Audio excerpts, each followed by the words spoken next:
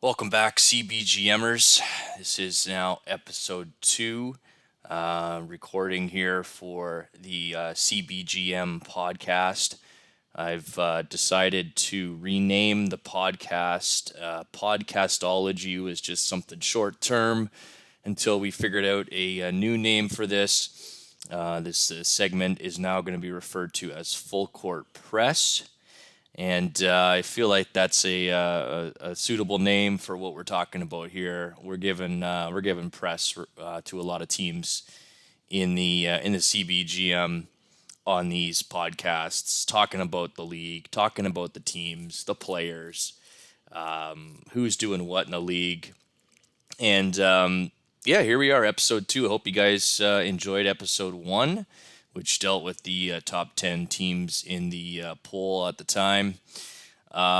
Sitting here after a long work week. It's Friday night. Got the Jays game on, game 1 of their series against Seattle.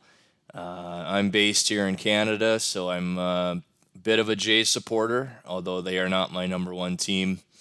But anyway, got the game on, enjoying a cold beverage here, and thought I would dive into episode 2. I know our last video we were talking about doing a recruiting recap, which I still want to do. Still want to definitely do a recruiting recap here. If you click over here on the recruiting ranks section of the game, it will dive into that on another episode. See who's doing what. But this episode, I wanted to do our first conference preview. I mean, in game here, we're December 11th. We're coming up to Christmas. We're getting into the conference matchups now. So I just wanted to talk a bit about some of these conferences. And I picked the SEC because of a couple reasons. One is I don't have a team in this conference, so I have no personal interests in this conference in terms of seeing one of my teams succeed or fail. But the second reason is looking at this conference, it's very intriguing here. You've got a bunch of teams that could, win this conference. I mean, you've only got 2 ranked teams right now. Tennessee Volunteers at 17, Missouri Tigers at 24. You got a bunch of teams in here that could be in the top 25 as the season progresses. Both Tennessee and Missouri could fall out of the top 25. Look at these non-conference records. I mean, every team has got 1 loss already. You got a couple of teams with 2 losses and 3 and so on. You do have a couple of great stories in this conference. You've got the defending CBGM champs from the 2027-28 season in the Mississippi State Bulldogs, who, in my opinion, I think they pulled off a bit of an upset win. Kudos to them. Kudos to Big Ev and his squad there. I mean, full credit, 100% credit given to what they did. But they were not one of the favorites heading into the big dance. Definitely not. They were able to pull off some big wins. So we'll talk about them and their chances of a repeat. I don't know if that's going to happen this year, but it looks like they've gotten off to a decent start here. The second thing is Florida. Looking down at here, Florida, Bubba's team, usually one of the top teams in the recruiting. Usually able to get some huge transfers. We'll have a look at what's going on with Bubba's team, why they're 5-3. I mean, I know he's talked on the Discord of making lineup changes already, so we're gonna have to look at what he's doing there. And just this conference here could be one of those conferences where it's a bunch of good teams battling each other. And knocking off one another as they try to secure the championship. A lot of parity in this conference. I don't see any teams running away with it, and you've got a bunch of dark horse teams. I feel that we're going to talk about as well. So I haven't had a great look at this conference, so I'm going to be kind of learning stuff as we look at it today. But I wanted to spend some time talking about this conference in particular and I'm sure some of the GMs would be interested in what's going on. So we're just going to go one by one here. We're going to start off with the Tennessee Volunteers, who are 6-1. They are 6-0 at home. They've lost their only away game of the season, and their net ranking is 11th right now. They are the top-ranked team in the conference. So I'm just going to click on them. And Tennessee, there we go, number 17 in the country. I've heard everybody talking about Joe Miller here. Joe Miller, the big center, 6'9", 277, out of Nashville, so hometown player. Let's see what he's doing here. It looks like from the stats, it looks like he is just absolutely killing it. He is absolutely destroying the CBGM right now. Joe Miller is a freshman. And I gotta say, guys, I love the dark contrast here now. The colors really pop out. The logos in the background are awesome. But here we go. Joe Miller, 5-star player, freshman.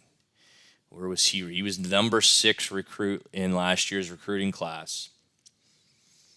He's a popular player. He's got 4 badges: bucket getter, paint dominator, cleanup, and defender. Wow. Okay. The only real weakness here, he's got a couple weaknesses. One is ball handling, which you're going to find with a lot of the bigger players. They usually ball handling is pretty weak. Court IQ is pretty low, 24. Not too sure what that's about. Obviously, he is just destroying his competition right now.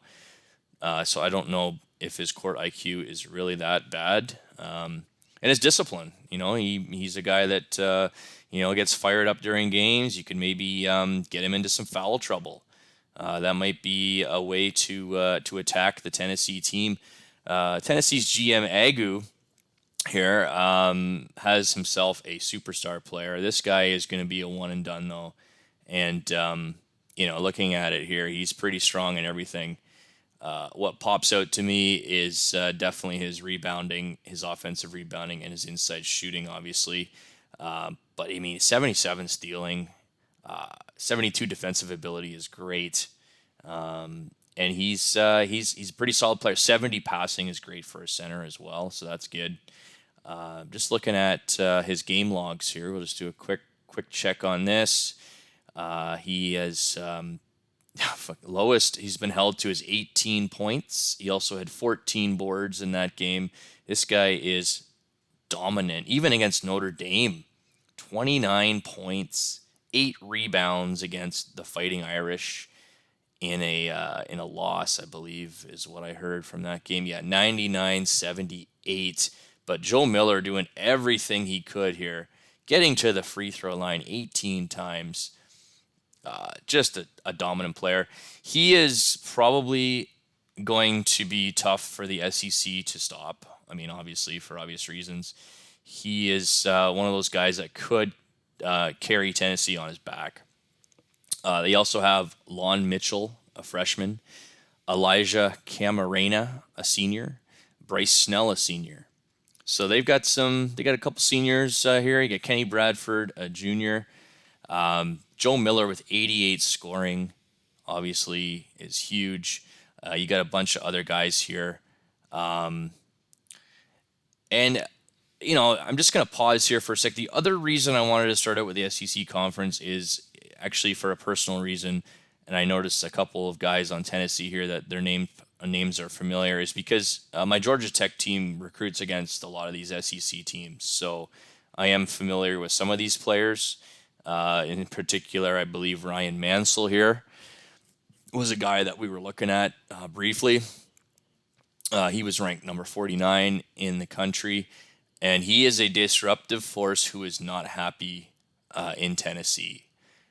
So he is a possible transfer candidate. We'll have to keep our eyes on that. 2-star player, potential 4-star, having a solid season though, 14.7 points per game.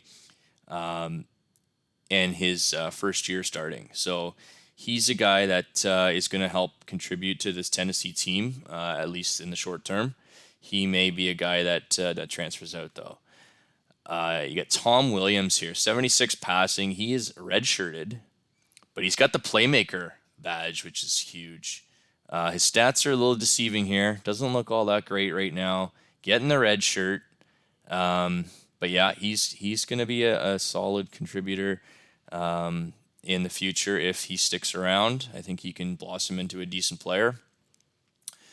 And, let's take a look at the stats here again, see who's doing what for Tennessee. I don't want to make this video super long, but we do have to go through all the teams. So, Miller, Mansell, and Busby, Les Busby, are the top three scorers.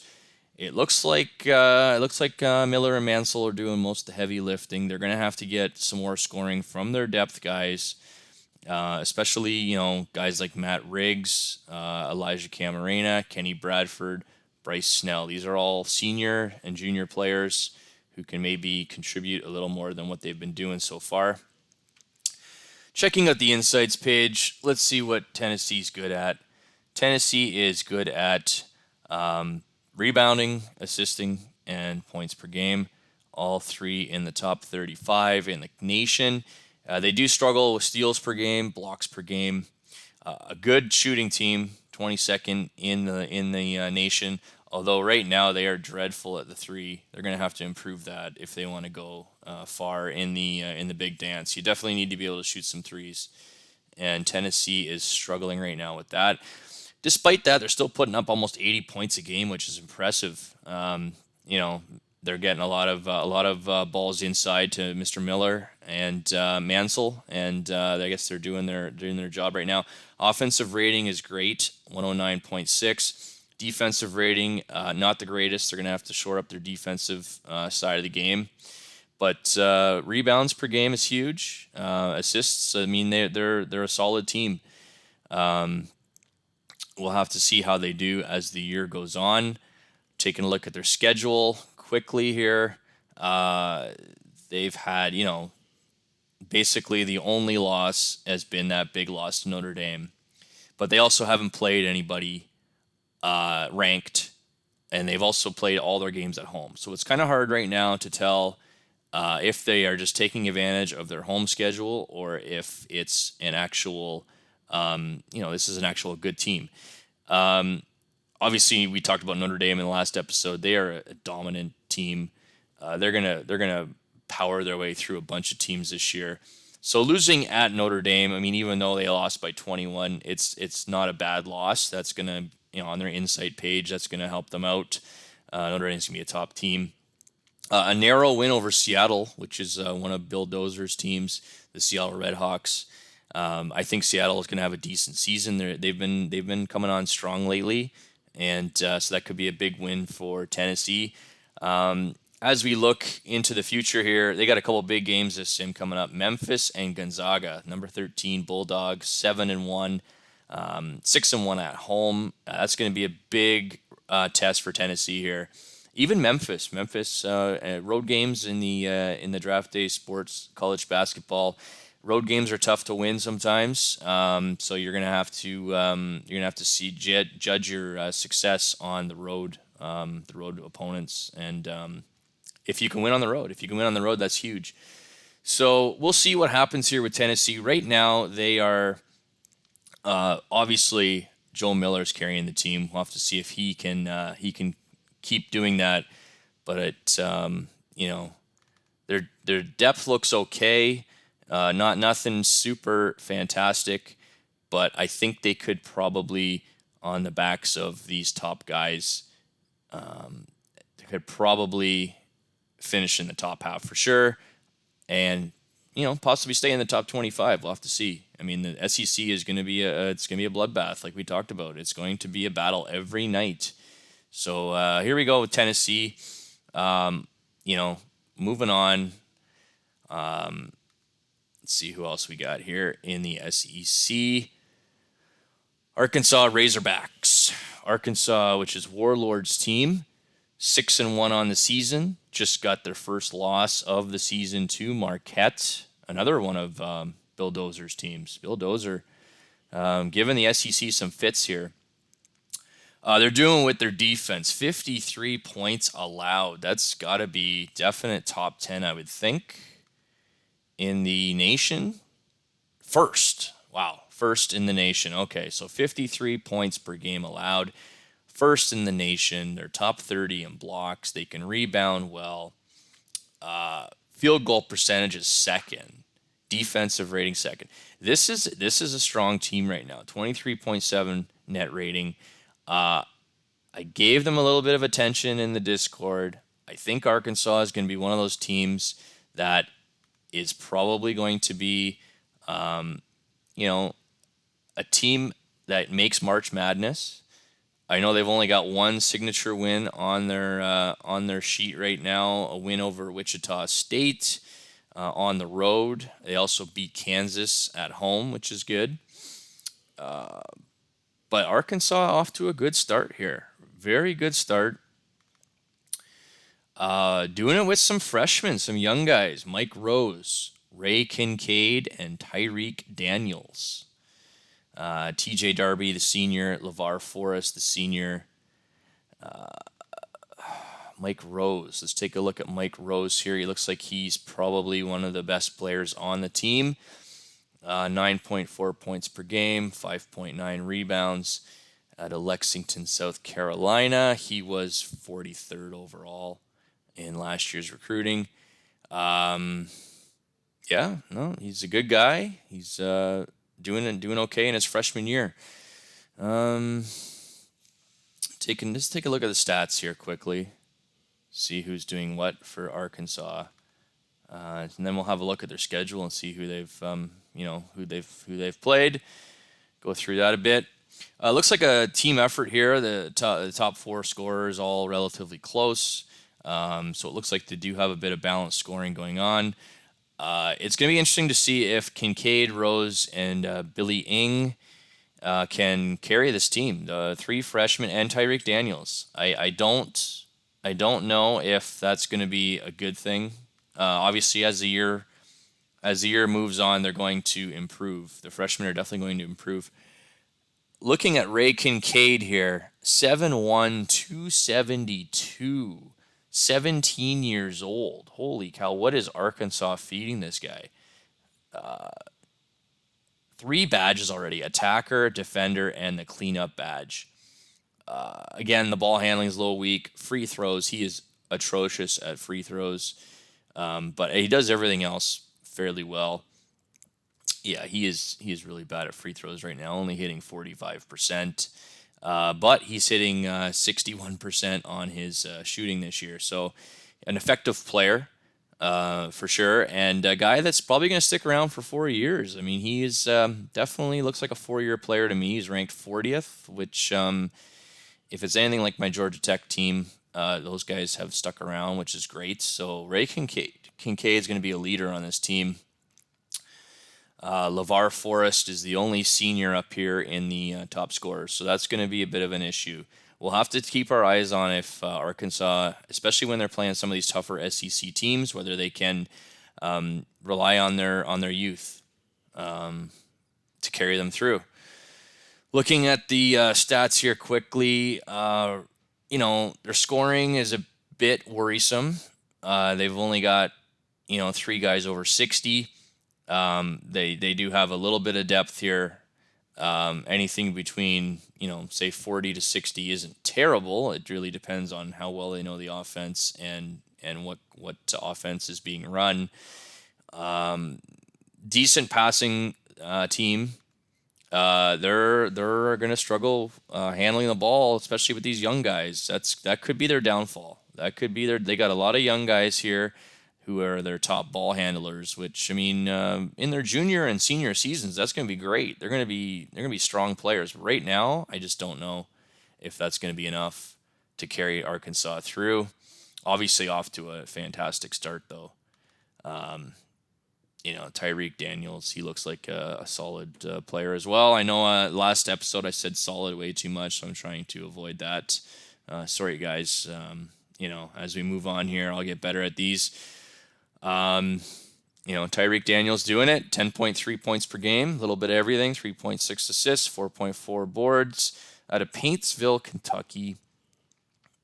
So yeah, Arkansas, I think Arkansas is going to be a top half team in the SEC. Obviously, really haven't played anybody huge yet, although that Kansas win was big. That's a big win, 20-point win over the Jayhawks, and the Wichita State going into Wichita State and defeating the Shockers, taking down another Kansas team by 10. Emerald Coast Classic, I bet they were hoping for a little better there, but first round loss to Marquette isn't the worst thing in the world. And they got some big games coming up here. Oklahoma State, Virginia Commonwealth, Oregon, who is now ranked. We talked about Oregon a little bit in the last episode. Oregon Ducks are always a top 25 team usually. And we'll see. I mean, and Michigan State is going to be tough as well. So that's 4 big games coming up for Arkansas.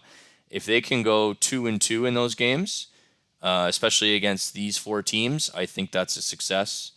And we'll see if they can get back in the top 25. I know they made a bit of an appearance there the last episode. Looks like they dropped out this time around, but hey, anything's possible here. Win 3 of those 4 games, and I think you're back in. Going to the defending champs, the Mississippi State Bulldogs. Here we go. Big Ev. Again, congrats, Big Ev, on your win last year, man. That was awesome. After you guys took us down in, I think it was overtime, you guys beat Georgia Tech there in the Sweet 16. I was following your run there with a couple of my former guys, so that was great. Great to see Doc Cody still here. You know, the Palm Harbor, Florida native, Doc Cody, the senior now, one of the leaders on the team.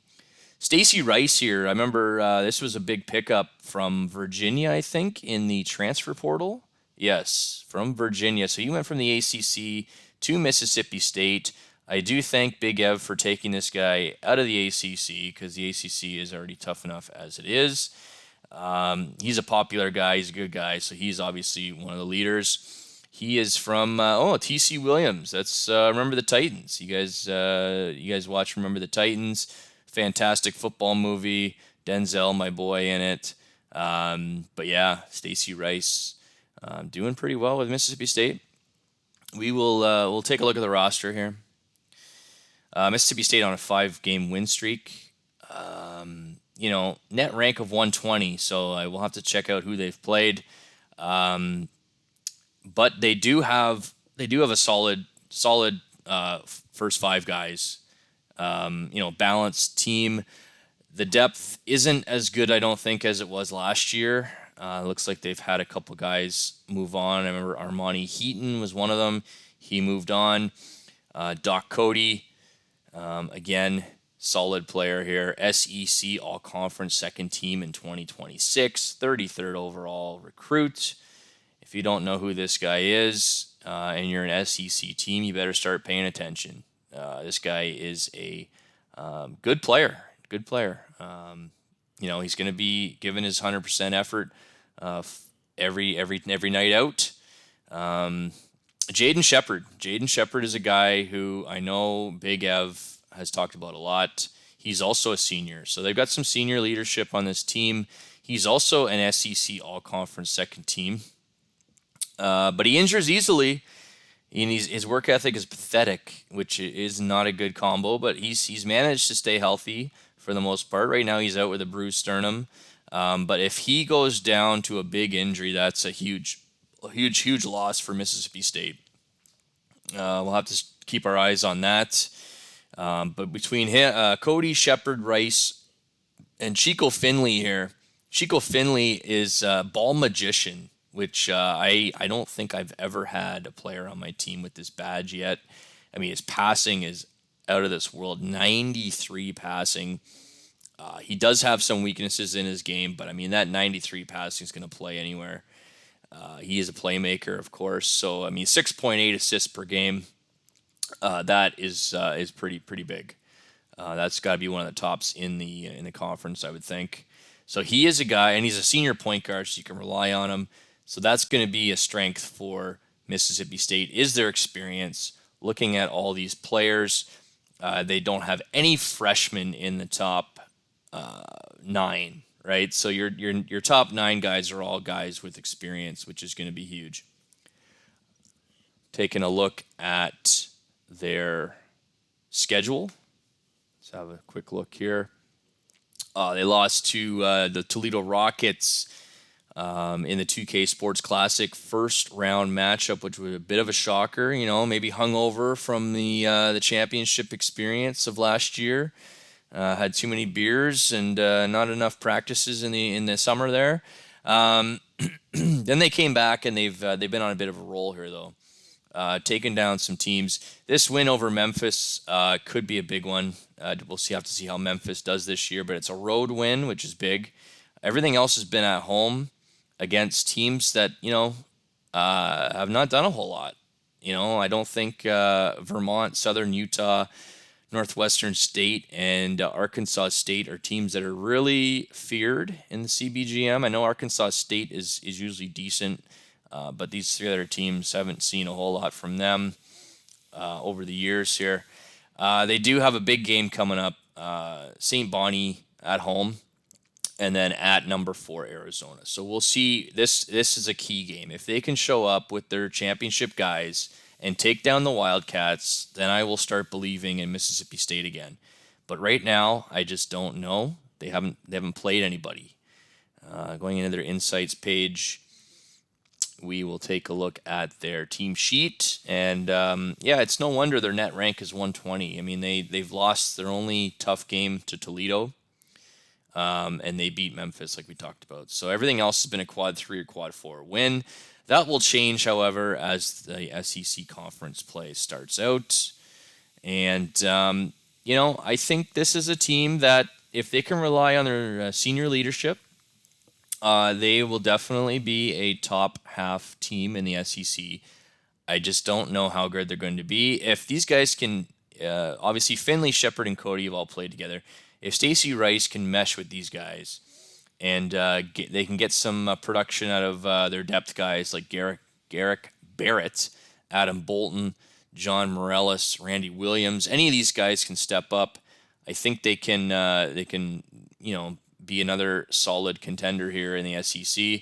Right now, they don't have one guy really doing it. It's a team effort, which is, that's fine. There's nothing wrong with that as long as these guys are stepping in and night out and doing their job.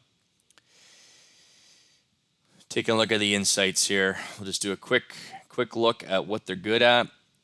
Mississippi State, passing the ball is a strength, 19.7 assists per game. Blocks per game, 6.8, 14th in the nation. They're shooting the ball terribly right now, so they got to get in a rhythm there. If you can't shoot the ball come March, you are in trouble. Free throws aren't bad. They're 39th. Net rating is good. They're a top 25 team in the net rating, so that's a good sign. I just think there's more to their offensive game than what they've shown so far. So hopefully with a few tweaks here, I know Big Ev has been a little frustrated early on in the season. He's probably made a few tweaks to his roster, and we'll have to see if that comes to fruition or not. Let's just take a look at the game started. So yeah, Jaden Shepard went down with an injury. Adam Bolton had to step in, but it's been the top 5 guys here have all started. So we'll have to see if they can get the depth. We keep talking about the same thing. The depth is huge. Okay. Next up, another Bulldogs team in the SEC, the Georgia Bulldogs, who are actually Georgia Tech's big rival. We got a big game coming up here, and I'm just looking at Georgia's dashboard, and they're only 18% favored. So that's a good sign for my Yellow Jackets. Although you never know, it's a rivalry game; anything can happen. Looking at the dashboard here, I don't see a whole lot of huge star players. Now, as we talked about last episode, that the stars don't mean everything. You can definitely sort players by stars to get a general idea. But again, the star rating isn't everything. You have to go through the individual categories, find out what these players are good at, what your team's good at, and kind of base your offense around that. Wow, I do see a Michael Fox down here, a great name. But it looks like again they've got a couple injuries. Matt Sela out for 356 days. Wow, this is a big loss. 11.6 points per game. the sophomore from Radcliffe, Kentucky, is out for the season. Just suffered the injury December 1st, 10 days ago. That's a huge loss for the Bulldogs here. He was a productive player. They're going to have to replace him. That is, and that, on a team that, doesn't have the best depth, that is huge. And they have Keith Lee with a broken arm. So Money Trustee, this is Money Trustee's team. I've seen him pop up in the Discord from time to time. He's got a couple major injuries to deal with, and that's what I'm talking about, guys. If your team has a couple of these red person icons here, and these guys are out for a significant time, you don't have the depth, you're in trouble in this league. Anthony Brown, the senior point guard. But then you've got, a bunch of young guys, Diamond, Gordon, Silla, and Walton, all sophomores. AJ Moulton's a senior. But again, you're relying on some younger players here. And I just don't know if George has got the depth to overcome that injury to Matt Silla. Anthony Brown looks like an okay player here. The point guard, senior point guard out of Evans, Georgia. He was the 444th ranked recruit. So you know what? That's not a bad little career he's been able to carve out for himself here in Georgia. He's got some definite weaknesses though. I'd like to see this defensive ability be better if I'm starting him, to be honest. But I mean, his passing and ball handling might be the best on the team, so it makes sense for him to be playing the point. He is averaging 5 assists per game, which is great, but don't rely on him to score, which is fine. You don't need your point guard to score. You just need him to distribute the ball and get it to the scorers. So yeah, I mean, this guy's okay. Again, the defensive ability hurts him, but his ball handling and passing make up for it. And yeah, he's definitely one of the top guys on the team for that. So yeah, you can see why he's on there. Not a great team rating wise. They got a couple guys that can play defense here. They got a couple guys that can block. Their stealing is okay for the top few guys, but again, these injuries are devastating to this team. They are 5-1, but I really wonder how they're going to rebound from this. Taking a look at who they've played, they lost at Michigan, bad. They beat Virginia though. Now Virginia was a team that was ranked. I don't think Virginia's ranked right now, so that win could be dependent on how Virginia does. But a road win at Virginia is a big one. And they beat the Bonnies in overtime. So, I mean, they've only played one game really since Silla got hurt, and that's against the Bonnies in overtime. So, I mean, we'll see what happens here. They've got the Yellow Jackets coming up, who are a tough team. They also have Notre Dame, oh my goodness, at Kansas as well. And they got Central Florida in the Las Vegas Invitational. So they've got a tough schedule coming up. We'll have to see how they do here, but I do not see this team being able to hang on to this hot start. I could be wrong, but I just think the SEC is too deep this year, and I think Georgia's in some trouble. We're going to go to the next team on the list. We're going to try to get through everybody here. The Alabama Crimson Tide at 6-2. I'm not going to spend a whole lot of time talking about Alabama because they are an AI-run team, and I know that the AI-run teams don't want to get a whole lot of attention, so we want to give the attention to the human users in this league. If anybody's interested in joining the league, this might be a good team to take over, the Alabama Crimson Tide SEC. Aaron Rodgers, the center, he is looking like their best player. 18.6 points per game, 8.4 boards, cleanup and attacker badge, and they're definitely relying on this guy. He is the SEC Freshman of the Year in 2026. He also got first team All-Conference. Last year didn't make any teams, and yeah, you wonder what the AI's thinking here, right? I mean, you've got a guy who is SEC team, first team All-Conference, and Freshman of the Year, and then you decide to put him on the bench. I mean, I don't see how this guy didn't transfer out. How happy is he? Oh, he's ecstatic somehow. So that doesn't make any sense to me at all. But I guess he really likes being in Alabama, and he is well rested now. Anyway, he's back to starting this year, putting up the numbers. So he's definitely a top conference player. He may get first team again this year, just from based on what he's doing. Looks like he is definitely the guy in charge. Tom Collins, I could use a stiff drink of Tom Collins right now. He is a second leading scorer on the team. And then you've got some guys here that are helping out. They have been able to score 78.6 points per game, 67.9 opposing points per game.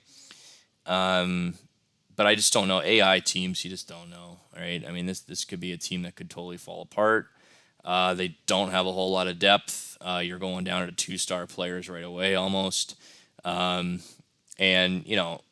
they'll go as far as Aaron Rodgers carries this team. That's all I'm going to say about these guys. I'm not even, let's take a quick look at their schedule. I know I got to, we're already, this video is longer than I was, originally intending, but that's okay. It's nice to get in depth with some of these teams. A big win over Utah, 72-36. Holy moly. What happened there? Big win over Oregon, Illinois. So they've beaten some good teams. I don't see it continuing, although, up against Spiders, Purdue, Boilermakers coming up at UNLV, another ranked team, and they start out against Auburn at home. Auburn looks like they're struggling as well. So we'll have to keep our eyes out on Alabama. But again, an AI-run team, not going to spend too much time on these guys.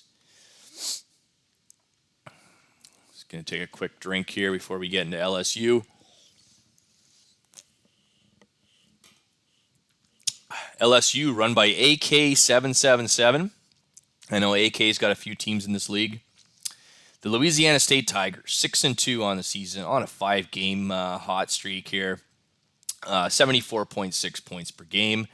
Looking at the dashboard, they got a few solid players here, a few 3.5-star guys, which is good, which is what you want. Let's take a look at the player stats. First off, see who's doing the heavy lifting here, and then we'll dive into the top couple guys. Maurice Watkins, the center, taking 12 shots a game, so he's been the offensive leader so far. He is a 6'10", 249 center out of Hughes, Arkansas. Senior, his GPA is 2.5, not the greatest. He's got to hit the books a little harder, but I think he's doing okay. Yeah, basketball education, though, is good. He's been schooling some teams, 15.4 points per game, 9.5 rebounds, almost averaging a double-double. And he looks like this guy was probably a transfer at some point, or no, maybe he's a JUCO. Is he a JUCO? Yes, he's a JUCO. So, that helps. JUCOs can definitely be productive, especially for the smaller type schools.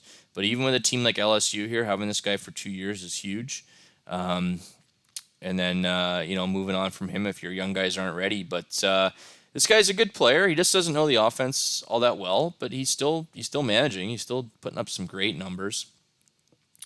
Just want to check out his shooting here just quickly. He's having a good year.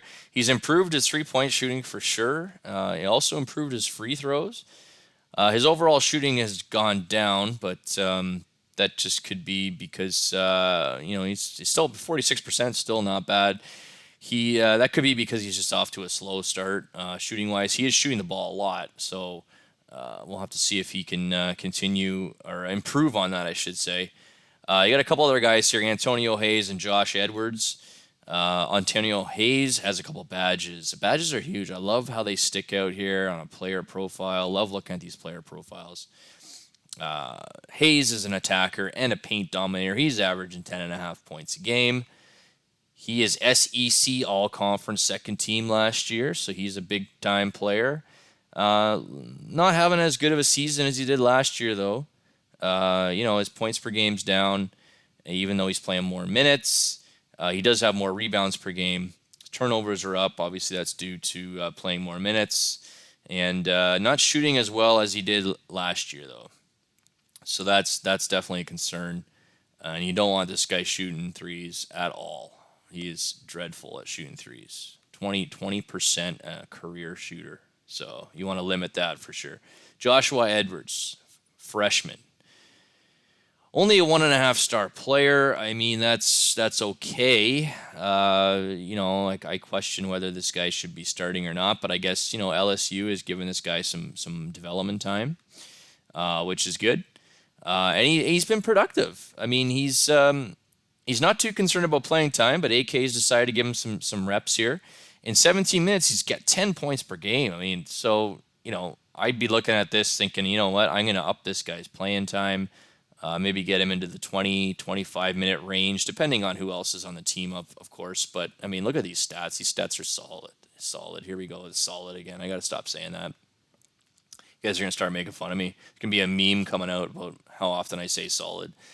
Let's take a look at the roster here instead of the stats. And we'll go by overall. And we've got Gary Watson, Antonio Hayes, Watkins, William Zaragoza.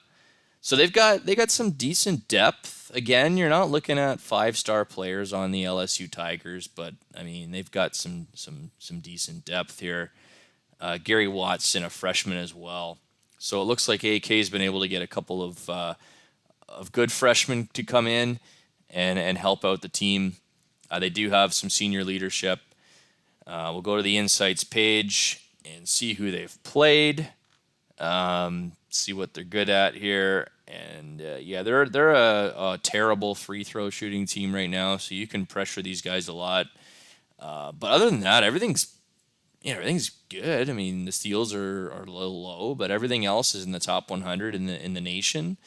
45th in net rating, so this could be a team that could make the big dance. Again, you got to avoid injuries. That's huge. A terrible loss to Oregon, though. A 34-point embarrassment to the Ducks does not help.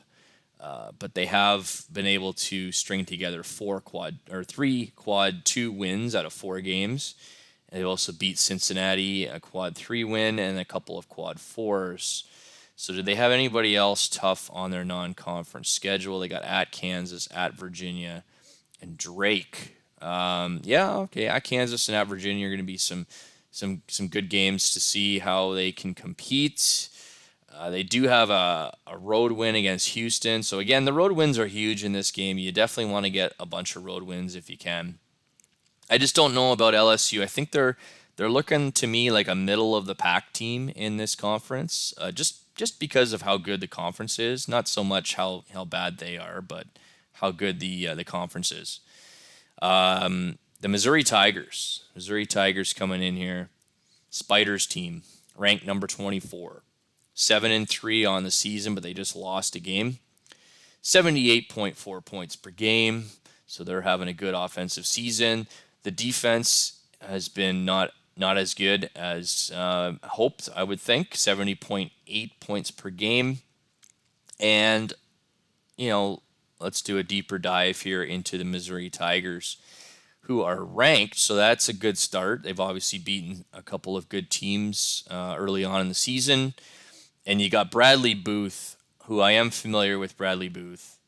I was looking to try to get this guy actually on my North Dakota team, which was obviously a shot in the dark. He was ranked 111th, but he was, I believe, a top 5 or top 10 camper.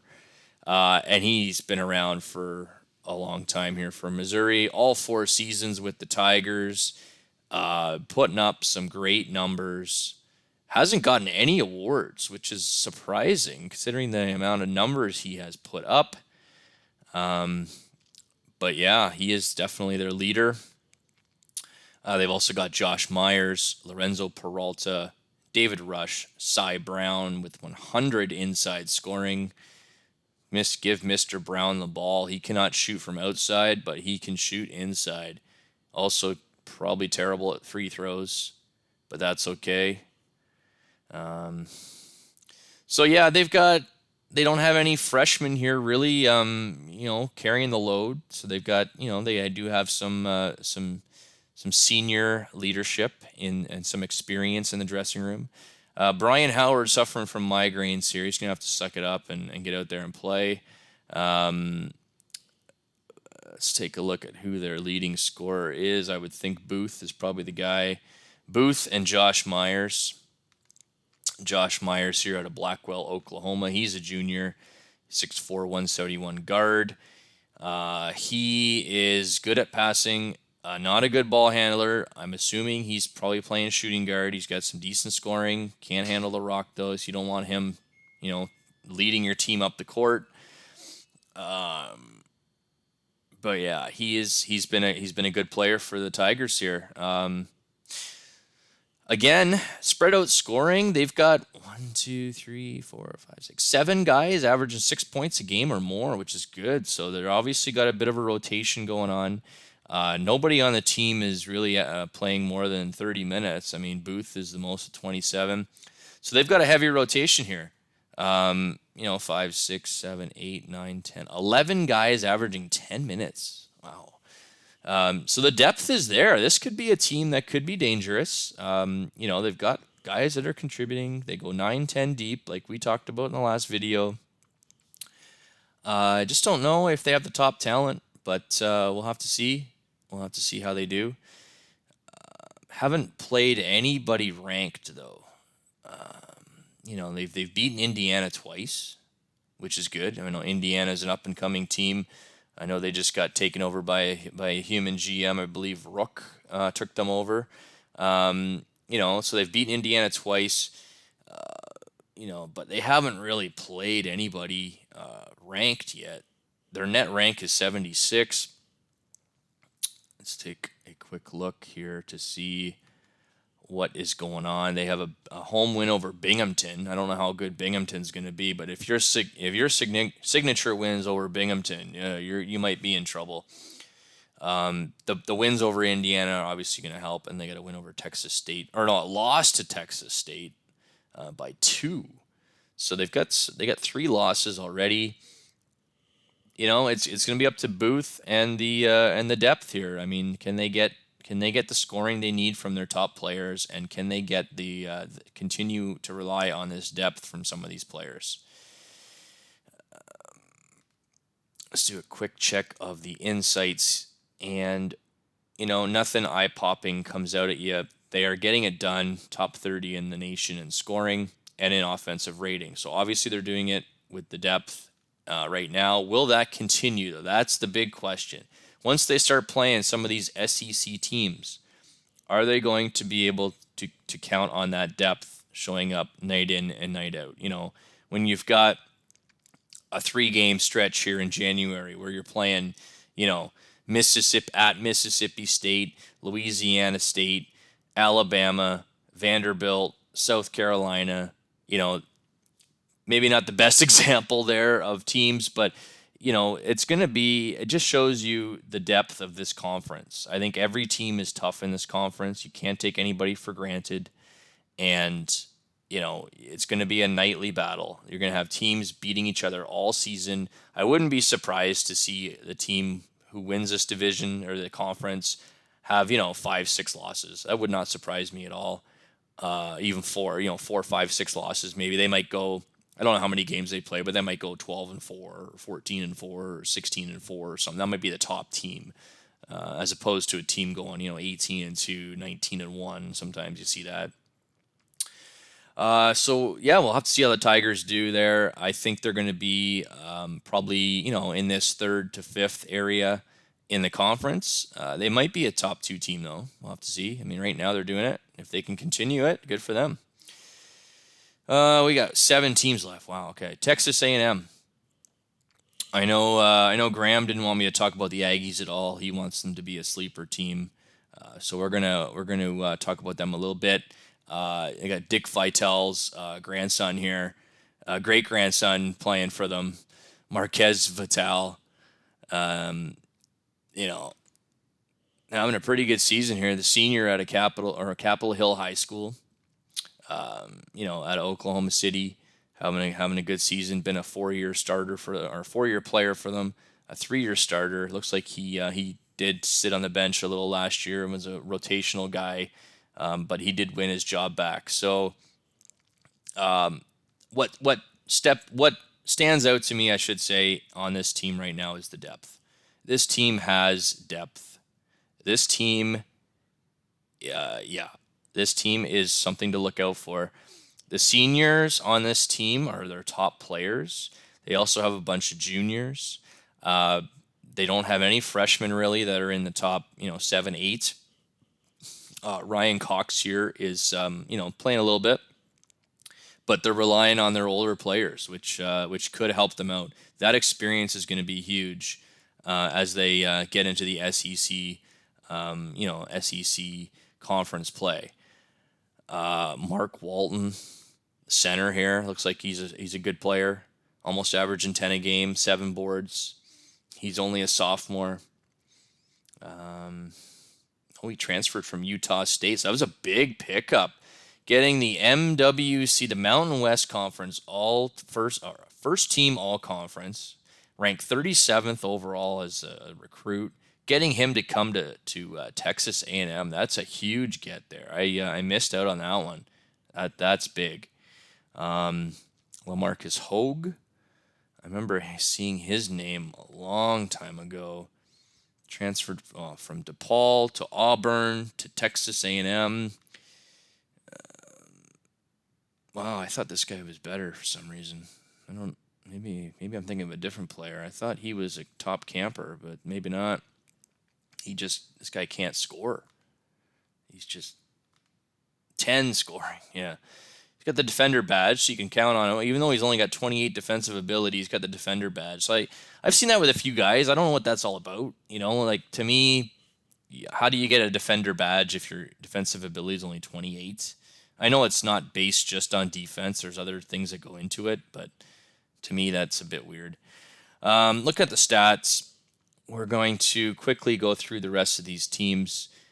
Garrett Sun, Keith Fields, Marquez Vitale, Mark Walton, Tim Deveridge, top 5. LeBron Lopez, 6.3 points per game at 13.9 minutes. That's pretty good. I you might want to play this guy a little more. But again, who am I? Who am I to talk about how to coach your teams, guys? I'm still trying to figure out my team, so just take what I'm saying with a grain of salt. Again, the depth is huge. They got a deep rotation going on here, which is great. And I personally love a deeper rotation. I'd rather have my young guys getting experience so that when they're a junior or senior, they can be relied on, right? I don't want my junior or my freshmen sitting on the bench, sophomore sitting on the bench unless I've got a really strong team. But you definitely want to get your young guys in there. So I like what Texas A&M is doing here. The net rank's a bit low, 137. Who have they played? Okay, Virginia keeps popping up here. Everybody seems to have played Virginia. I don't know how many games Virginia's played, but they keep popping up. A loss to Virginia in the Maui Invitational, which I believe Virginia ended up beating my Seton Hall team in. Lost to Kansas, a loss to Texas. So they've lost to 3 good teams. They beat UNLV, which is huge. And this could be a team to watch out for. I think these guys are going to be a top 3-4 team in the conference. Possible, champion as well. I think this is a team that is lurking in the weeds. You don't want to face them on your schedule. I don't think you want to face these guys come tournament time just because of the depth, but you never know. We'll have to keep track of that. Sorry, Graham, I know you wanted your team to be a sleeper, but I'm thinking Texas A&M here is a legit shot this year to get to the big dance and go pretty far. I like the depth. I like the rotation. Usually Texas A&M's a team that makes the tournament. If not the NCAA, then an NIT or a CIT. So they will be a postseason contender in whatever tournament they're in. I'm going to take another drink here, guys. This episode is sponsored by Bud. Kentucky Wildcats. Okay, Kentucky Wildcats. AJ Gip's team. Or AJ Gip. Again, if I mess up the names, I'm sorry, guys. but I'm doing my best here. Wow. So this team, Kentucky's fallen on some hard times over the years. They have been dreadful over the past few seasons. Really fell off here once they went to AI. But AJ Gipp has these guys back. They're at 6-3, and look at this depth. Look at this depth that he's got. He's got a couple top freshmen: Brandon Johnson, Arthur Haywood. Brandon Johnson is a player out of Beaufort, South Carolina. He was a top 25. We'll have to see if he's a one and done. NBGM scouts looking at Brandon Johnson here as a possible draft pick. 13.4 points per game. Good at everything. Drawing fouls, a little weak at drawing fouls. That could just be to his inexperience. He's only 17. But athleticism 100, stealing 92, like that's huge. Stealing 92. So this guy's definitely a player. I just don't know if he's going to stick around. Arthur Haywood, another talented freshman here, 547th in the nation. This guy comes in as a 4-star player. That's huge.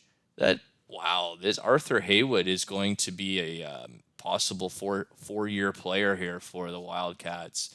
Somebody to build around out of Cumberland.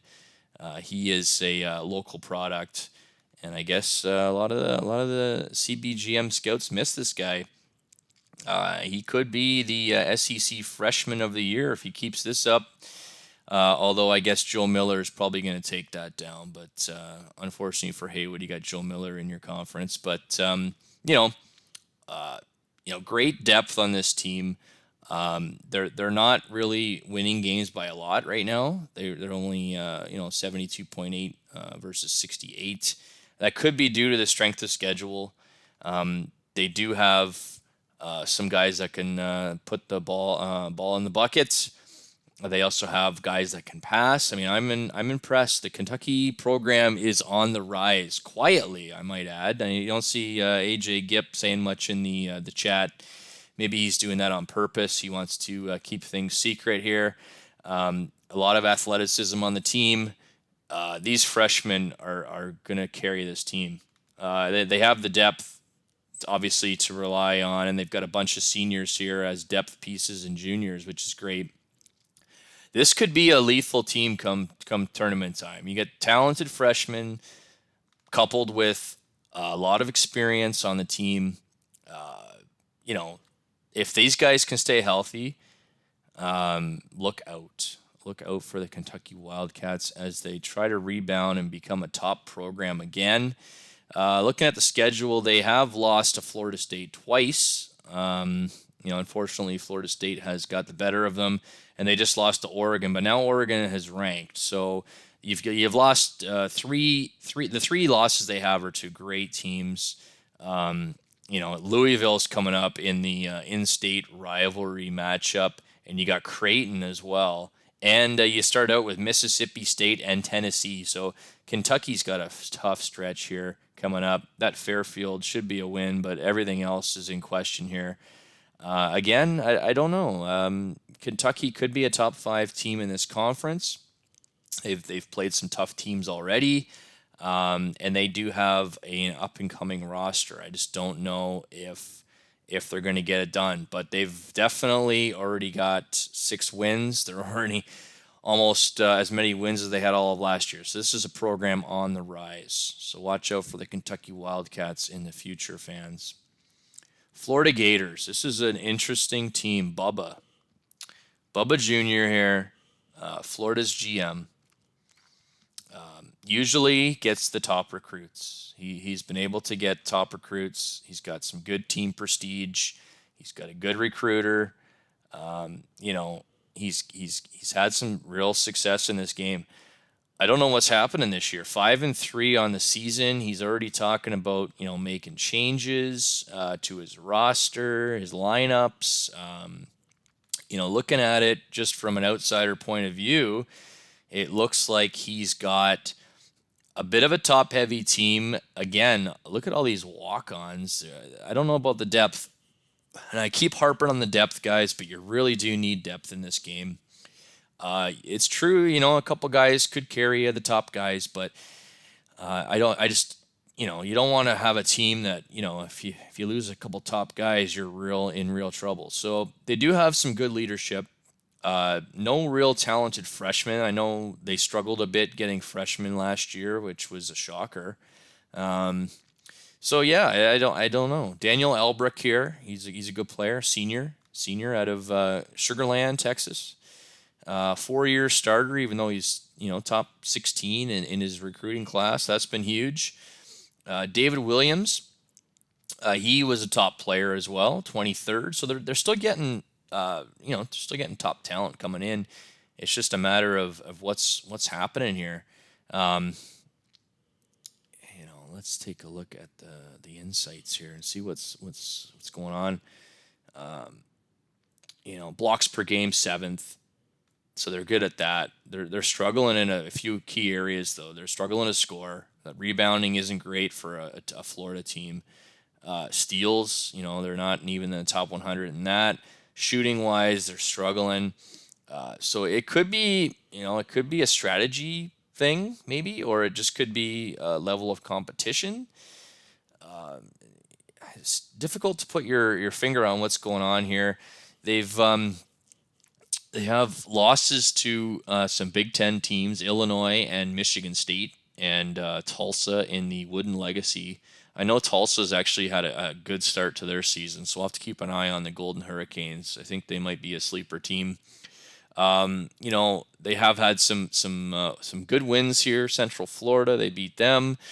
But I just, they haven't really got that signature win yet. Everybody that they've played who's really tough, they've faltered to. So this is a big game. Florida State, this is a statement game. If Florida wants to be a contender, they got to come out at home against Florida State and take down the Seminoles. You don't want to go into SEC play with 4 or 5 losses already, and then you've got at Vanderbilt, Alabama, at Georgia, Kentucky, at Texas A&M, the first 5 games. That's a bit of a rough stretch. 3 on the road. You definitely want to get some momentum before that, and getting this big win over Florida State is going to be huge. So we'll see if they can get that done. But I just something's up with this team. If they can figure it out, they're a top team in the conference, no question about it. Rely on their top players. They've got guys that can score. They've got guys that can pass the ball. They defensively, they're not bad. They're pretty strong there. So I expect this team to rebound. I think Bubba's gonna figure it out eventually, but right now it's just a bit of a work in progress. Which is good news to the rest of the SEC because Florida's usually a top team. So seeing them way down here could be good for them or for the rest of the conference. 4 teams left, guys. Ole Miss, which is LSU Tiger Josh's team. I don't know why he doesn't have LSU, but anyway, he's got Ole Miss here, and I think Ole Miss is a bit of a rebuild. They are. Let's see. Take a look at their team prestige. Team prestige is 45, so they're going to be in tough to get some of the big guys. Their facilities and academics aren't great, so we'll have to see if they can acquire some top talent. But right now they're probably one of the teams down near the bottom. If I were to take a guess, I mean I think this is a huge rebuild effort for Josh. Their best player, according to Stars, is hurt right now. Charles McClanahan, he's strained knees, only 85%. And I just, they've got some younger players here: Fleming, Bender, Clinton Lawson, Marquise Bester, Halitz, Randall, Glenn Wyatt. These guys are all young. Kenny Lovett, they're all young players, and they don't have hardly any seniors on this team. They have 1 senior besides the walk-on down here who probably, just plays in practice. But they don't have any seniors besides McClanahan. And right now McClanahan's not 100%. They're going to be in trouble. they're going to be in tough here. Right now, I guess because they're non-conference schedule, they're getting it done, but they're definitely going to be hard-pressed to be a top half team.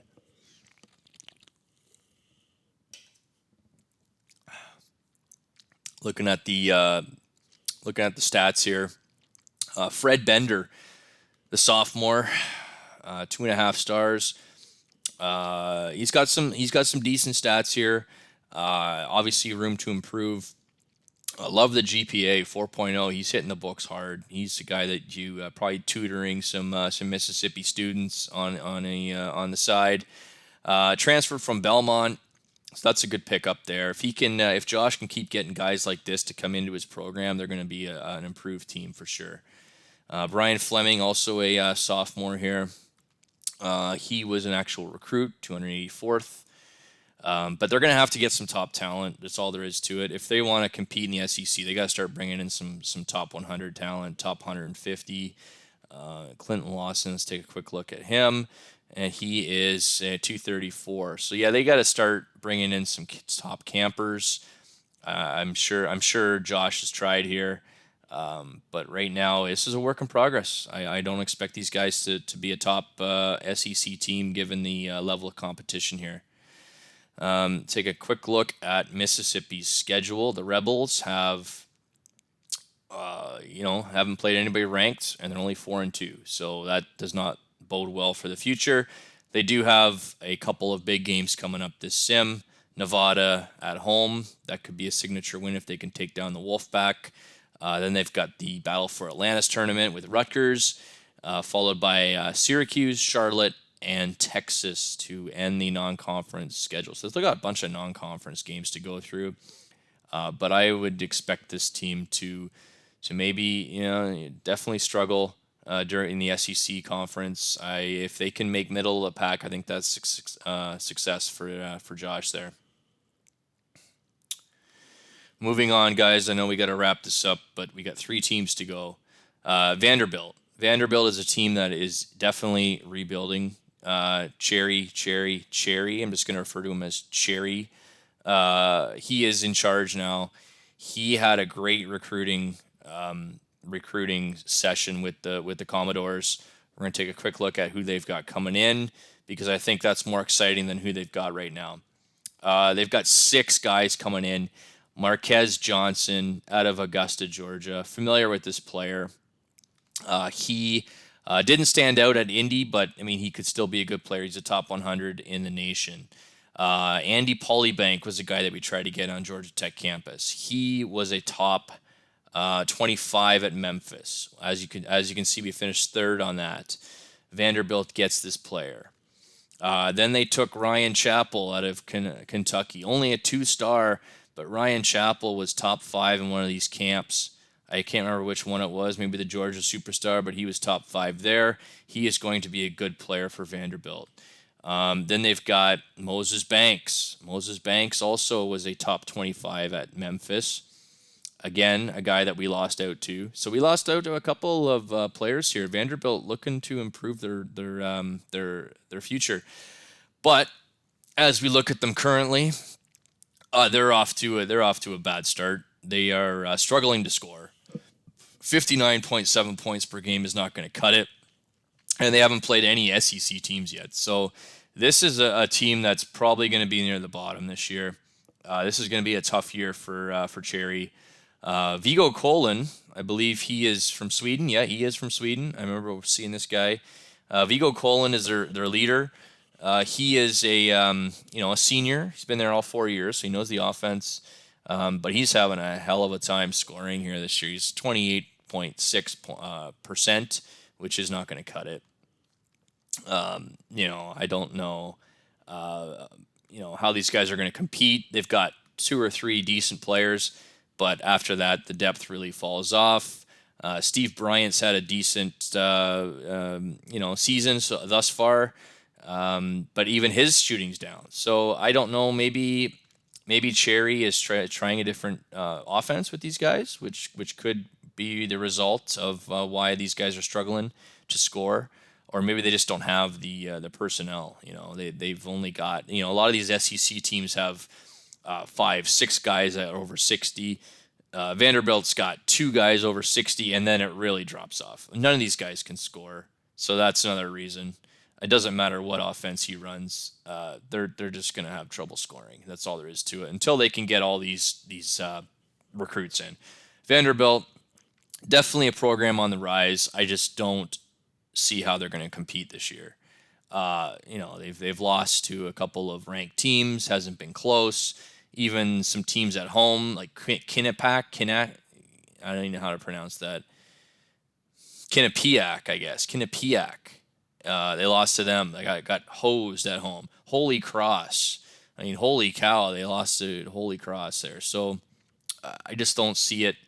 I don't know how much time we want to spend talking about this roster. Obviously, this is going to improve as they go on. But Vanderbilt right now looks to me be the weakest team in the conference. South Carolina Gamecocks. Saralu's team. I hope I'm saying that right. Saralu, last time we heard from Saralu, he was having some issues with his budget. I don't know how that happened. I think he also caused the game to be put on hold there for a while. So, which is fine. I've done that myself. It's not a good feeling when you put the whole league on hold, but that's the way it goes sometimes. Looking at their team briefly here. Again, they are a team with a couple guys that I am familiar with. Tim Wall is their best player, and he happens to be a transfer from Georgia Tech. He transferred out of my school and back in 2027, and he went to South Carolina, and he has really blossomed. Wasn't getting a whole lot of playing time with the Yellow Jackets. One season with us was riding the bench, waiting his turn, and then he decided to bolt to South Carolina. So it's been a good career move for him. He's averaging 14 a game this year. Mr. Wall is having a fine season, and he's going to be there next year as well, I would assume. Definitely getting to know the offense, so he's going to be a good player for them the next couple of seasons. Mark Neely, the freshman, he is only a 1.5 star player, but he's putting up some solid numbers this so far. 9.8 points per game. Definitely a work in progress though. The other guy that's familiar to me is Otis Cone. And the reason he is familiar to me is he's also a Georgia Tech transfer. So you see a couple guys transferring to the SEC from Georgia Tech, which is no surprise considering I am against a lot of these teams in the recruiting battles. Transfer from Georgia Tech back in 2026. He is now a senior. And he's been a productive player for South Carolina. He's getting a minute muncher. He is not putting up huge numbers, but he's also a guard. Point guard. He's going to get his assists, and he's had some decent assist to turnover ratio last year. Not as good this year, and he is really struggling to score. 22%. What is going on here with Mr. Cohen? But he should be a lot better than that. See a lot of red here, which isn't good, especially on the right-hand side of the court. So get him over here in the left side and get him maybe shooting over here a little more because he is shooting bricks over on the right-hand side. This is a team that's looks like they're going to struggle as well. They're only 3-5 in the conference. Again, they don't have the type of depth like Texas A&M or a Tennessee or anybody near the top, Missouri. They don't have the type of depth to compete. They just don't. And that's something that Saralu is going to have to work on. I mean, he needs a budget to do that. And I think they've got if they can continue to get some transfers to come in, I think that's going to be huge for South Carolina. I mean, I think they're a team that can. I don't know if they're going to get the big recruits. They're 59 prestige, which isn't bad. I mean, they should be able to get some decent recruits coming in, but definitely get some transfers maybe and see if you can turn it around. But right now it's going to be a struggle. They do have some seniors and juniors, which is good, so you can rely on them this year. But I just don't see them being a top SEC team. Looking at the schedule here, big win over Wisconsin to start the year, got their hopes up, and then they quickly got into a bit of a funk here. lost to Arizona badly, lost to UNLV badly. So they've played, lost to Duke badly, got embarrassed by Buffalo, lost to Davidson. So they've played some good teams though. They haven't had a cupcake schedule, which is good. That's going to help their younger guys out playing the tough teams. Unfortunately, they're going to have to take their bumps this year. South Carolina, I think again they're going to improve. Take a quick look at who they've got coming in. Do they have anybody coming in? They do. They've got they got some talent coming in here, so we'll have to see. A couple of top 150 players, so that's a sign of in the good. I can't talk all here. They're heading in the right direction, I should say. Auburn, last team on the list. Jedi. I know Jedi struggle with this team. I know he sometimes puts it out on Discord that this team is, struggling, and it shows here. They're only 2-5 in the non-conference play. I don't know why. You would think Auburn. I mean, the team prestige is low. 37 is low, so that makes it tough to get the top guys. And I'm sure he's tried to get top players to come in. Looking at the team though, they're not bad. I mean, again, you're looking at the stars. You're just going. Me and as an outsider, looking at the stars quickly. Looks to me like they've got a solid, 8-9 guys they can rely on. A couple freshmen in here, but the seniors, Morris, Tully, and Colvin, all seniors, looking like they're leading the team. Let's take a quick look at Morris here. He looks like he is one of the top players on the team. He has got the bucket getter badge, so get him the ball. I don't know about his GPA though, 2.1. He's going to be maybe working at McDonald's after he gets out of college here. But 66th ranked prospect, or recruit, I should say. 4-year player. Oh, no, sorry, he's a JUCO, so only 2 years. But has put up some decent numbers. He just can't. He's struggling to shoot. He just can't score. I mean, he's scoring, but he's by volume, right? He's taking so many shots. And Michael Bannon's a talented freshman here. Let's take a look at him. That could be a guy that you can build on for the future out of Alabama. Michael Bannon here. He's happy to be there, so that's good. That's good, and he's got some good stats here. 70 scoring's big. Athleticism 89. So this could be a player you can build around. Mark Hammond, point guard. He's got 74 passing and 50 handling. That's not bad for a sophomore. That's another guy you can build around. He's having a good season as well. So it's definitely some pieces to the puzzle here for Auburn. They don't have the depth once they get past, 8, but still they could. I like Auburn better than a South Carolina or Vanderbilt for sure right now. Even better than a couple other teams we've looked at. I just I don't know what is going on with this team. They look like they could give a few teams fits. Maybe they could upset some teams, but they've really got to work on their shooting. Their shooting is not good at all. They're just not a fundamentally sound team. I wonder if that has something to do with the strategy. But it just kind of makes you wonder what's going on there. Now defensively, they should be solid. They should be good again. Solid. Here we go again. The blocking's good. Maybe they haven't just put it together yet. Maybe they're a year or two away from really, really getting it together. Hammond, you got John Powers here as well. He's a freshman, so you've got some good talent coming in. It's just a matter of keeping that talent together and putting the players around that talent, right? So again, it's tough to get the top recruits to come to Auburn. It's not really a top basketball school, but also they're in a good conference, which helps. The conference prestige is definitely going to help. So hopefully Jedi has some better luck in the future bringing guys in.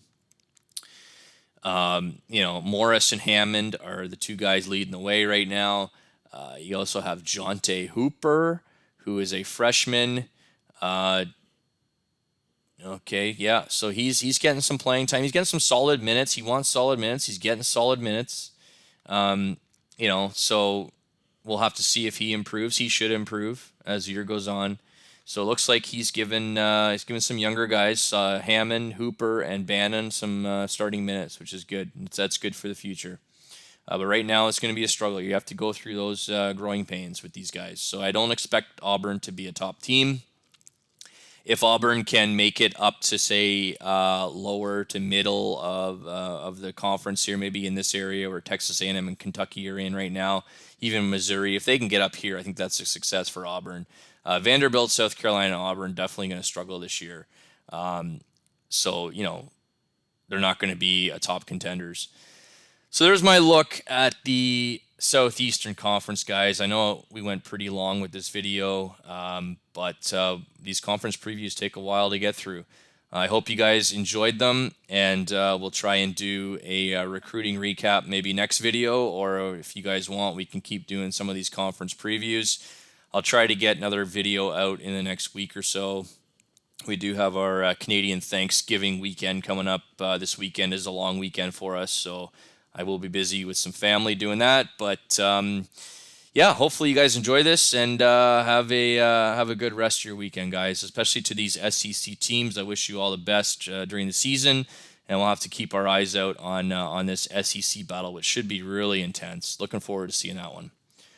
Hey guys, that's all for now.